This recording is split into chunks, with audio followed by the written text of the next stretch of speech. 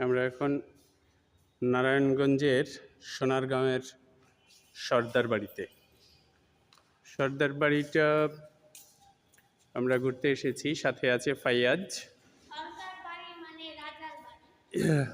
এই সর্দার বাড়িটা অনেকে করা হয় যে সোনারগাঁয়ে যে বাংলার 12 ভূঁইয়া, তার যে প্রধান সর্দার ঈশা খাঁ, সেই ঈশা খাঁর বাড়ি ছিল এইটি।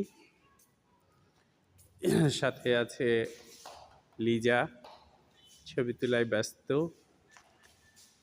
বাড়ির অসাধারণ, নিচে যে মার্বেল পাথর এবং প্রত্যেকটা বারান্দায় অসাধারণ কারুকার্য করা।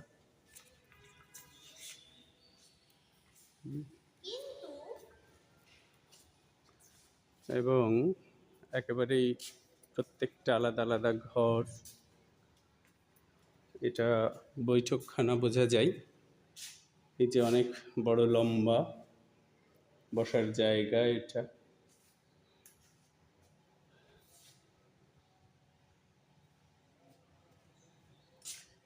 এবং আসলেই চমৎকার আগের সময়ের মানুষের যে খোলামেলা বাড়ি তৈরি করার, এই যে বিশাল মটকা চাল রাখার, এটা পেয়েছি।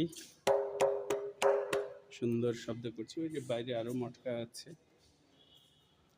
যেখানে অসাধারণ কারুকার্য আছে দেখা যায়। ওই যে খিলানে বেশ সুন্দর কারুকার্য, দুর্দান্ত কারুকার্য।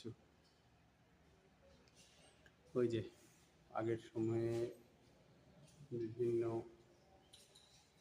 সিমেন্ট দিয়েই যে কারুকার্য করা হতো সেইটা। এবং উপরটা সম্ভবত ছাদটা ভেঙে গেছে, পরে এটা তৈরি করা হয়েছে। হ্যাঁ, তাই হবে। এবং উপরের খিলানেও অসাধারণ কারুকার্য আছে। একটু জুম করে দেখা যায়। ওই যে দেখুন, চমৎকার কারুকার্য।